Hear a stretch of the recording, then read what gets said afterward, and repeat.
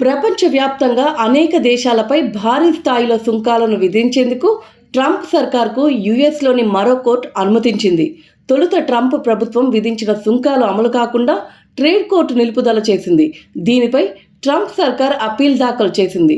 దీనిపై విచారణ జరిపిన న్యాయస్థానం ప్రభుత్వ విజ్ఞప్తిని పరిగణలోకి తీసుకొని దిగువ కోర్టు ఇచ్చిన తీర్పును నిలిపివేస్తున్నట్లు పేర్కొంది. దీనిపై జూన్ 5లోగా ఫిర్యాదుదారులు, జూన్ 9లోగా పరిపాలనా అధికారులు స్పందించాలని తెలిపింది. ఏప్రిల్ 2న లిబరేషన్ డే పేరుతో ట్రంప్ పలు దేశాలపై సుంకాలను విధించారు.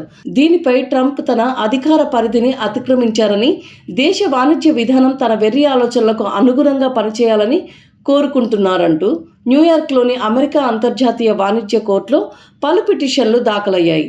దీనిపై విచారణ జరిపిన న్యాయస్థానం సుంకాల విధింపునకు కత్తెర వేసింది.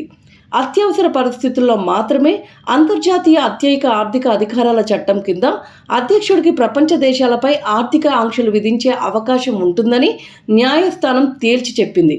అయితే సుంకాలకు సంబంధించి ప్రస్తుతం పలు దేశాలతో చర్చలు జరుగుతున్నాయనే విషయాన్ని ట్రంప్ సర్కార్ న్యాయస్థానం దృష్టికి తీసుకెళ్లింది.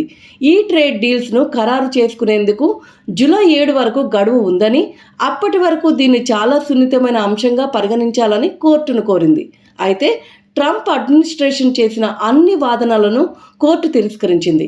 ఈ క్రమంలోనే చైనాతో వాణిజ్య సంధిని భారత్-పాక్ మధ్య ఘర్షణలను పెంచుతుందని అధికారులు కోర్టులో వాదించారు. టారిఫ్ అధికారం వల్లనే ఇటీవల భారత్-పాక్ మధ్య కాల్పుల విరమణ ఒప్పందాన్ని ట్రంప్ సాధించగలిగారు అని కోర్టుకు తెలిపారు. అయితే ఈ వాదనలను కోర్టు తోసిపుచ్చింది.